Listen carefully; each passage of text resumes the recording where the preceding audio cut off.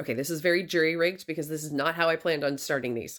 But hi, my name is Liz. I am known as an IF Falcon all across the internet. I'm not all that well known, but I have 22 years of experience helping to run elections, and I wanted to impart some of my knowledge. So I'm planning on doing a series of videos uh, about the voting process, what to expect when you show up at the poll, what to bring with you, as well as the different methods of voting and where to find more information. Um, when in doubt, go to elections.ca, the Elections Canada website. One of the things that it's going to cover is something that I've seen at least one creator, and I'm going to tag her below. She's got her stitches turned off, and I can't like comment on her post to just correct her directly. And I feel like this is important enough that I need to make a video about it. Federally, we have a law in place. It's one of the legislative laws around elections where your employer is required to not hinder you in voting. The creator I'm going to tag below said your employer is required to pay you for 3 hours to go and vote. That's not actually true. The law is very clear that you must have 3 uninterrupted consecutive hours to go and vote. And that means that if your polls in your province or territory are open for 12 hours from 9 a.m. to 9 p.m., and you work from 9 a.m. to 5 p.m., you have an uninterrupted 4 hours after your workday is over to go and vote, and your employer is not required to let you do anything during your workday because you have more than 3 uninterrupted hours to go and vote. That being said, if your workday or your shift is like an 8 or 10 hour shift and it's in the middle of the day, so for instance, you work from 11 until 7, you only have 2 hours before you work and 2 hours after you work to go and vote. And in those circumstances, your employer is required by law to let you come in an hour late or leave an hour early so that you have an uninterrupted 3 hours, and they are not allowed to dock your pay for arriving late or leaving early. They have to pay you for the time that you should have been at work but had to leave in order to vote. Okay? They can also give you 3 hours in the middle of your day and pay you for the whole 3 hours. If that works out better, if you have a job where you're really busy in the morning and you're really busy in the evenings, but during the middle of the day, it's actually really quiet and they can afford to not have you there from a personnel perspective, then your employer may choose to let you leave in the middle of the day for 3 hours and go and vote. But they are not required to give you time off to vote if you already have sufficient time. Okay. That being said, your employer gets to choose. So if you do work some sort of shift or hours that would interfere with your ability to have 3 consecutive hours to go and vote, your employer is allowed to choose how they give you those hours. You can make suggestions, but your employer has final say. And they are only required to pay you for the time you should have been at work, not the entire 3 hours. So unless the entire 3 hours happens during your regular work shift. Okay, so if you work from 11 to 7 and you say, okay, well, I need 3 hours to go and vote, what would you like me to do? And your employer says, well, I want you to leave an hour early. Those are your 3 hours.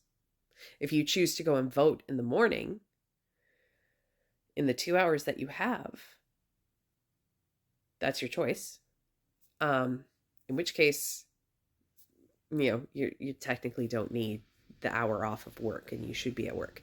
So I just wanted to clarify that they are required to pay you for 3 hours if you take 3 hours out of the middle of your day to go and vote, and that is their choice to let you. But they only have to ensure that you have 3 consecutive hours while the polls are open, and they only have to pay you for the time that you should have been at work, that they had to make up and add to make you those 3 hours. So if you have any questions, the comments will be open on this. I will be happy to answer some of them as best I can. We currently have a power outage here in Northern Ontario because We had an ice storm. So I have some time on my hands, but I also have a battery that's probably going to die fairly soon. So I may not be answering comments right away, but I will do my best. If you do have questions, elections.ca is the Elections Canada website. There is plenty of information on there on the different methods of voting. They will cover just, your ID requirements, how you would register. You can register on the website. You can call returning offices and headquarters to get registered over the phone. You can register at the polls on election day. We don't have weird laws like in the States where you have to pre-register 2 weeks ahead of time or you're not allowed to vote. Fuck that shit. Pardon my French. Anyway, don't get me started on the US voting system because I will lose my shit. But I want to make sure that everyone understands that your employer is required to help you ensure that you have 3 hours to vote. But this isn't just a free-for-all of like your employer is going to pay you to go and vote. For one thing, that's not fair to them, and it's not fair to you. The elector system. So we'll take what we can get. Okay, we're not going to freeload on the people who pay our paychecks, and I understand that sometimes that feels real good. But the law is the law, and they are not actually required to pay you for 3 hours in the middle of the day to go and vote unless that's when they so choose to grant you those 3 hours. So if you work a job that already allows you for 3 hours of voting time on election day, I have bad news for you. You are not entitled to any additional time off or pay. That being said, if you want to know some more about the election process, from a poll perspective, what to expect when you might walk in if you have some sort of anxiety disorders and you're anxious about, I've never done this before, and new things scare you. I'm going to do my best to create a couple of videos that will help you. I also am going to give some information about the different methods of voting, and various other bits of information. For those of you who want to preempt those videos and may not want to watch them in the future, that's fine. Go to elections.ca. All of the information that you need is on there. If you are currently not in the country, I want you to go to elections.ca and I want you to apply for a mail-in ballot immediately, right now, this second. Do not hesitate. Go to elections.ca and apply. If you have a shoddy internet connection and you would prefer, you can get the or you don't have a data plan where you are, and it would be cheaper for you to phone. There's a 1-800 number. Headquarters. Apply for a ballot right now.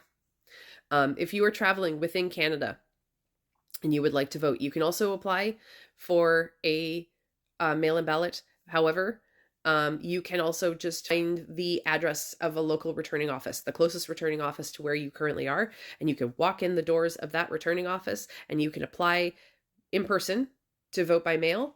So you can take your ballot with you, or if you already know who you want to vote for and you are capable of writing their name down on a ballot, you can vote right away. You can vote now. So if that would be beneficial to you, go do so right now.